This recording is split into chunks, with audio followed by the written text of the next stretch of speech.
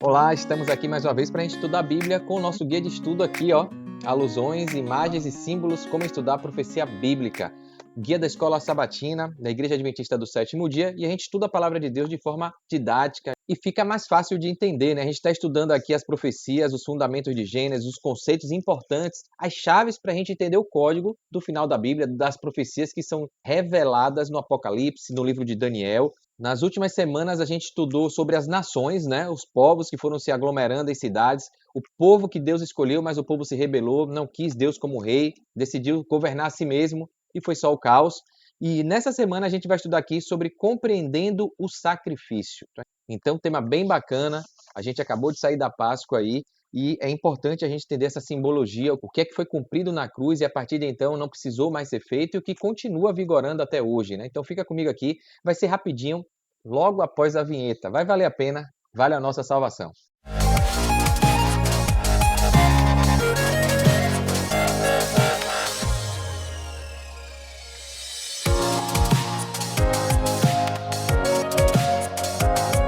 Bem, vamos lá então, né? Começando aqui, como eu sempre faço, eu compartilho os slides aqui para você visualizar a tela, né? Fica bacana que sábado, hoje, introdução da semana que a gente vai fazer aqui, né? Compreendendo o sacrifício, tá? Dia 3 de maio, e a gente já vê aqui, eu gosto sempre de tentar interpretar essa imagem, né? Vê aí o que é que você acha aí, o que é que você interpreta aqui dessa imagem. Deixa aí no comentário para a gente fazer esse exercício sempre mental, né? E tentar decifrar o que o autor da lição quis fazer aqui. Tá? Eu aqui enxergo que tem aqui o cordeiro, né, que é o símbolo aí, que simbolizava a consequência do pecado, a morte, né, o salário do pecado é a morte. Então, Deus orientou desde o Jardim do Éden, Adão ali a sacrificar o cordeiro para ensinar a profecia que iria se cumprir, que Deus ia mandar o seu filho, né, unigênito, para morrer pelo pecado da humanidade, para salvar a redenção. Existia um plano de salvação, de redenção. Então, esse cordeiro era sacrificado, né, simbolizando, era uma sombra que simbolizava o que Cristo que viria, o Cordeiro de Deus que tiraria o pecado do mundo. E aqui está o sangue escorrendo, as pessoas através desse sangue, né, poderiam ser encaminhadas, levadas mais uma vez para o amor eterno de Deus, né, para a vida eterna, para o lado bom de tudo que Deus criou. Porque aqui a gente vê que tem nuvens negras aqui, né? Aqui é o mundo em trevas e apesar de tudo, né, através do Cordeiro que tira o pecado do mundo, através do sangue dele, as pessoas vão caminhando e vão chegar novamente à luz, a luz que é Cristo, né? Então, bem bacana essa imagem aqui.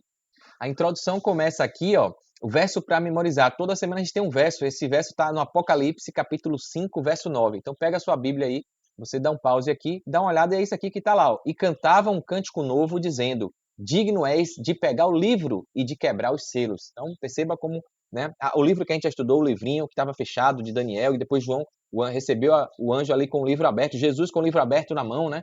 E aqui Apocalipse 5, 9, a gente viu aquele anjo ali que tinha um rosto do sol, parecia o sol da justiça, né? E pernas de colunas de fogo. Então, a gente viu isso aqui, que era o anjo simbolizava Jesus. E aqui, mais uma vez, em Apocalipse 5:9, dá evidências disso. Ó, digno és de pegar o livro e quebrar os selos. Então, quem é que poderia pegar o livro, quebrar os selos e abrir? Vir com o livro aberto? Só Jesus Cristo, né? Então, esse anjo era Jesus. E aqui diz, ó, porque foste morto e com o teu sangue compraste para Deus os que procedem de toda tribo, língua, povo e nação. E aqui a gente já percebe nesse verso para memorizar, no verso áureo, que a interpretação errada, distorcida de muita gente que acha que só o judeu vai ser salvo, que existe um povo, a predestinação de um povo, só aquele povo que vai, não. Aqui deixa claro em Apocalipse 5:9 que Jesus morreu para salvar todos aqui, ó, que procedem de toda a tribo, toda a língua, povo e nação. Então Deus quer salvar a todos. Se tem uma predestinação de algo, é para a salvação. Deus deseja salvar a todos, quer predestinar todos para a salvação, só que ele não obriga, tá bom?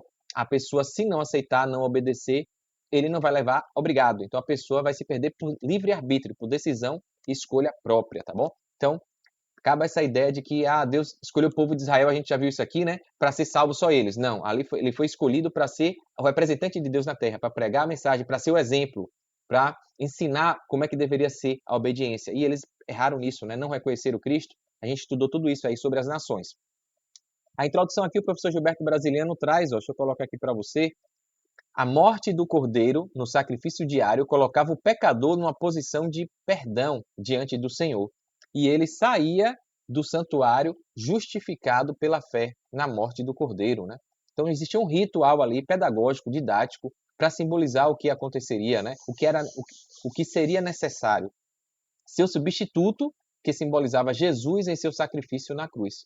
O cordeiro era o substituto simbólico do pecador e morria no lugar do pecador. Então, só ia, cada um levava seu cordeiro, sua família, e ali imolava, matava, o sangue derramava, aspergia, né?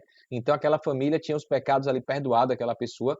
Então, simbolizando que alguém tinha que morrer. O salário do pecado é a morte. Então, tinha um substituto. O animal, o cordeiro, era morto no lugar daquele pecador. E Jesus veio para ser o cordeiro que tirou o pecado do mundo e acabou com esse ritual, porque Jesus veio, né? Deus deu esse ritual, essa cerimônia, para simbolizar o Cristo que viria. Então, por isso que essa cerimônia de sacrifício não existe mais. E a gente vai ver aqui no guia umas coisas bem interessantes com relação aos povos pagãos que também sacrificavam, né? Mas o intuito era outro, era diferente, tá bom? Então aqui tem uma frase bem interessante que o professor Gilberto Brasiliano, do Lição Fácil, ele coloca aqui, ó, um pensamento de Martinho Lutero.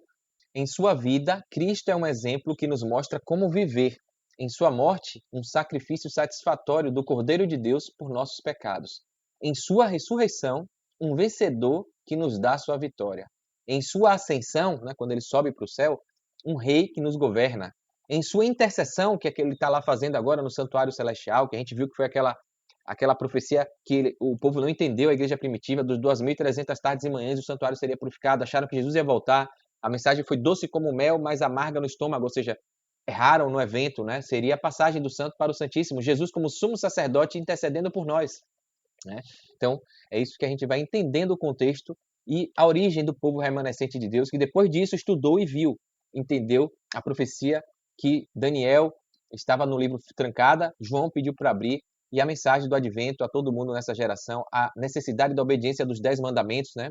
Então, quem é o povo remanescente? Os que guardam os mandamentos de Deus e têm o testemunho de Jesus, tá bom? Aqui, ó, quando João Batista viu Jesus vindo em sua direção para ser batizado, disse aos seus discípulos: Eis o Cordeiro de Deus que tira o pecado do mundo. Então, a pergunta que a gente viu também na lição bem passada aí, que Isaac perguntou: Pai, cadê o Cordeiro, né? A pergunta de Isaac lá atrás, que Jesus ali, Deus estava simbolizando, pedindo a Abraão para sacrificar, porque o diabo acusou Abraão de estar amando mais o filho do que a Deus. Então a gente viu ali, Isaac pergunta: cadê o Cordeiro?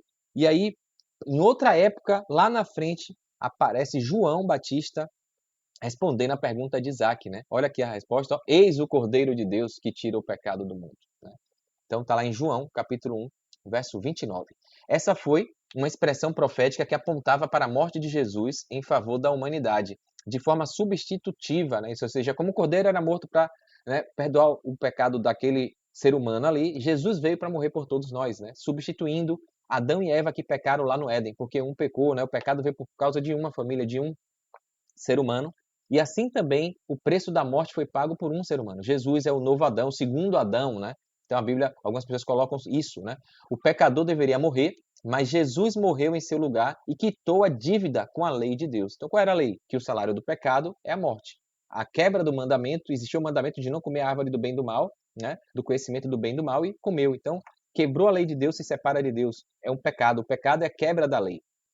Por isso, quando no Apocalipse as palavras do verso áureo são ditas, elas representam muito, pois tornam Jesus o único capaz de tomar o livro profético e abrir os selos, por causa da dignidade de Jesus conquistada em sua morte na cruz, como um cordeiro, né? Então Jesus tinha as credenciais proféticas para ser o Salvador, o intercessor, o resgatador. Amém, né?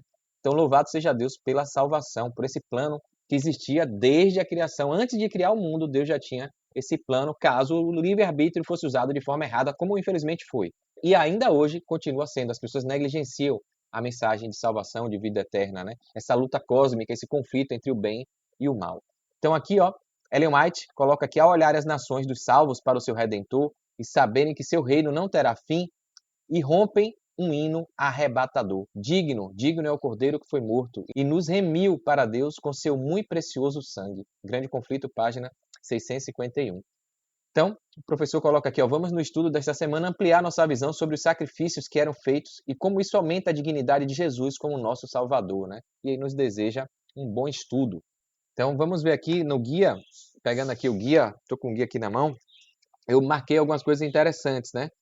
Estou colocando aqui que Jesus foi morto, né, como eu falei, com sangue para comprar todos, né? Isso é importante a gente lembrar aqui, porque a Bíblia deixa claro, tá lá. Então essa ideia de que vai ser só alguns, vai ter arrebatamento secreto, é um monte de distorção, de interpretação errada, né? E eu já disse, eu volto a dizer, se você interpretar algo e tiver um versículo, um texto da Bíblia indo contra aquilo que você interpretou, falando o contrário, sendo antagonista, sua interpretação está errada. A interpretação correta é aquela que todos os textos se alinham, se complementam, se fortalecem, ratificam, né? Não pode ter uma interpretação que tem um texto falando diferente.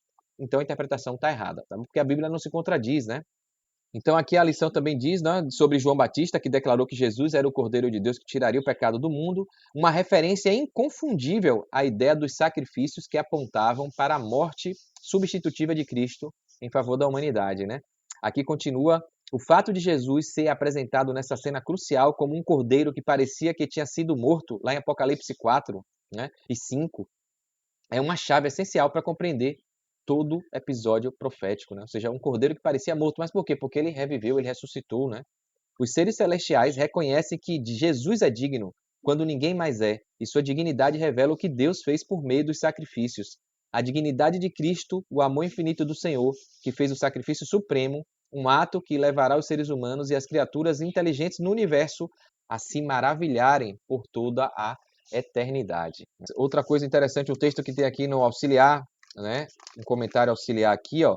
O ritual de sacrifícios era uma prática corrente entre a maioria dos povos no Antigo Oriente, onde os sacrifícios eram vistos como presentes para o Deus de alguém, oferecendo alimento à divindade em troca de ajuda. Então, antigamente, os pagãos, né, os rituais que tinham ali, eram oferecidos como se fosse para ter alguma ajuda, alguma promessa cumprida do Deus, né, para alimentar o Deus, para não deixar o Deus bravo.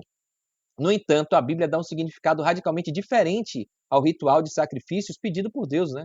Na verdade, ela inverteu o seu propósito. Enquanto no Antigo Oriente Próximo, os sacrifícios significavam um movimento ascendente da condição humana para a esfera divina, ou seja, era o ser humano fazendo aqui algo para agradar um Deus lá, o sacrifício de Jesus é diferente, é Deus dando o seu Filho unigênito para perdoar o pecado da humanidade que caiu. Ele criou perfeita e caiu. Então, é uma ação de Deus para a humanidade, né? É diferente.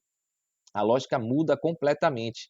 Na Bíblia, o sacrifício significava um movimento descendente de Deus para os seres humanos.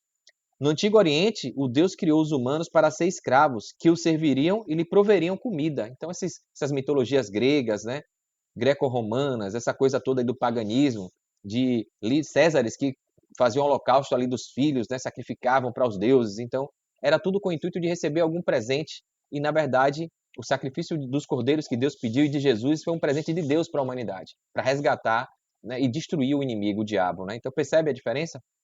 Então, em contraste, o Deus da Bíblia cria os humanos e lhes dá o alimento. É o Deus provedor, né? O Senhor é meu pastor e de nada terei falta. Então, é tudo diferente do que a idolatria, o paganismo, né? O espiritualismo do ser humano prega.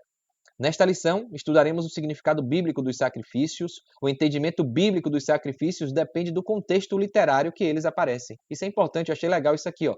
Textos históricos e legislativos tendem a relacionar o evento de sacrifício, esse ritual, apresentando o significado religioso e ético dos sacrifícios conforme são vividos pelo seu povo, né? Já em textos proféticos e poéticos, esses sacrifícios tendem a se concentrar em um significado espiritual e profético. Escolhemos um texto típico de cada categoria, é o que a gente vai estudar aí, né? Os sacrifícios históricos de Caim e Abel, a gente vai ver durante a semana em Gênesis 4, e o sacrifício profético do servo sofredor em Isaías 53, para entendermos melhor esses respectivos significados. Então, o mesmo ritual, uma mesma cerimônia, dependendo do contexto, né? Se é histórico, se é legislativo, é de um jeito, a interpretação é uma. Se for profético, poético, é outra. Então, se a gente não entende essa forma correta de interpretar, você bota os pés pelas mãos, né? Então, é importante estudar por isso. E no finalzinho, para a gente encerrar aqui, o serviço sacrificial que apontava para Cristo passou. O sacerdócio terrestre terminou. Então, quando Jesus vem e morre, o Cordeiro de Deus que tirou, a necessidade desse ritual que lembrava, simbolizava, levava a Cristo, não precisa ser mais feito. Então, foi isso que foi abolido na cruz, né? Todos os rituais e cerimoniais que levavam a Jesus como Cordeiro de Deus que tiraria o pecado do mundo. E é por isso também que Jesus pode salvar totalmente os que por ele se aproximam de Deus, vivendo sempre para interceder por eles. É o que está acontecendo, né? Embora o serviço sacerdotal tivesse de ser transferido do templo terrestre para o celestial, embora o santuário e nosso grande sumo sacerdote fossem invisíveis aos olhos humanos, os discípulos não sofreriam nenhuma perda com isso. Não experimentariam falha alguma em sua comunhão, nem diminuição do poder por causa da ausência de Jesus, seu Salvador. Enquanto Cristo ministra no santuário do céu, hoje, nos nossos tempos, Jesus está lá. A porta da graça está aberta porque ele está intercedendo, né? Todas as nossas obras estão sendo anotadas, as coisas boas e más, né? E aí, mas enquanto ele ministra lá, ele continua a ser, por meio do Espírito Santo que ele deixou, o nosso Consolador, o ministro da igreja, do seu povo aqui na terra.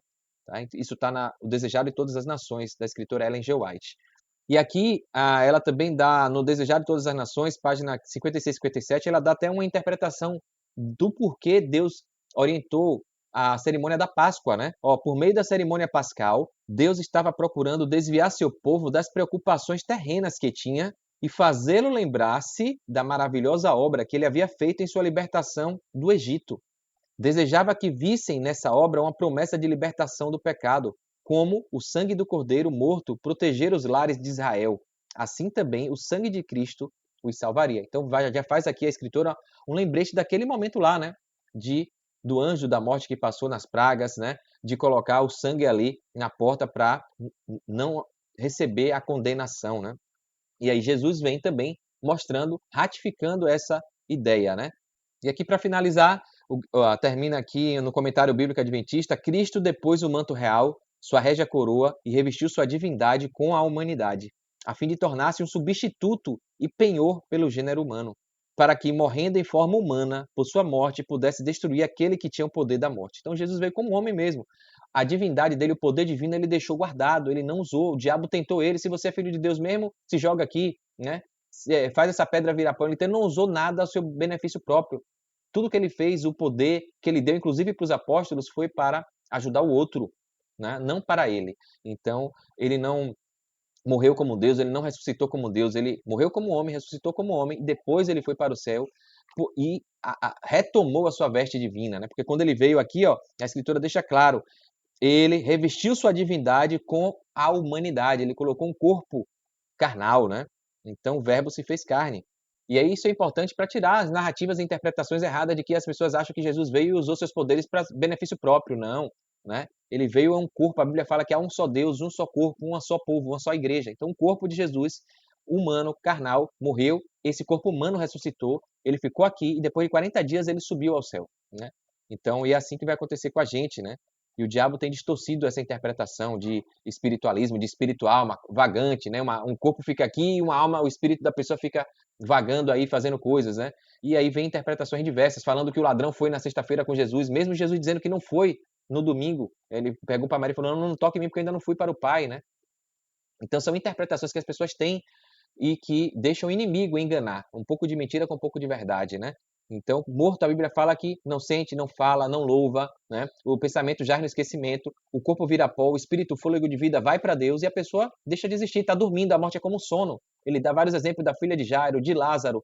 Então, são conceitos, são doutrinas que estão aí na Bíblia e as pessoas se deixam enganar pelo diabo, que é o grande idealizador dessa ideia de que o ser humano é imortal, né? Se você comer, você não vai morrer, não. Deus falou: se você comer do fruto, você vai morrer. E o diabo fala: não, você vai ser imortal, não vai morrer, não, é conversa fiada. E aí vem teoria de reencarnação, de espiritual alma vagante, né? De uma pessoa que vive sem corpo.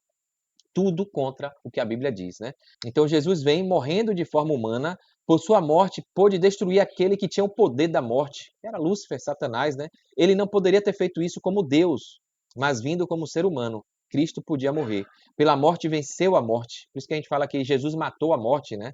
A morte de Cristo levou à morte daquele que tinha o poder de matar. E abriu as portas da sepultura para todos os que o recebem como seu Salvador pessoal. Amém, né? Deus seja louvado por isso e que eu e você estudemos para entender a verdade. Porque conhecereis a verdade e a verdade vos libertará dos enganos, das armadilhas de Satanás. Porque no tempo do fim, ele vai se fazer de anjo de luz, ele vai fazer pessoas mortas aparecerem, parecendo que são pessoas, mas são demônios, para fazer, até se possível, os eleitos, os escolhidos, perecerem, idolatrarem, desobedecerem a Deus. Tá? Terem a marca da besta, né? E a gente estudou aqui sobre a besta da terra, a besta do mar, e a importância da gente seguir o que Deus quer. tá bom? Então o estudo vai ser bem interessante essa semana, espero que você acompanhe aqui. Se você gostou, curte, comenta, se inscreve aqui no canal, tá bom? Essa é a forma que você tem de agradecer por esse tempo que a gente está estudando com você e fazer esse conteúdo chegar para outras pessoas, tá bom? A gente viu que a gente está salvo e tem que salvar. A gente é luz e tem que iluminar. Então é por isso que eu estou gravando esses estudos, eu acredito que posso estar ajudando alguém aí. E se você compartilhar, curtir, se inscrever, você vai ajudar o YouTube a levar esse conteúdo para alguém que está buscando aprender sobre a Bíblia. Então você vai ser um missionário, um duplicador, vai estar levando luz também. Então dá essa moral aí, curte, comenta e se inscreve, tá bom? Aguardo você no próximo estudo. Forte abraço, sucesso, fique com Deus.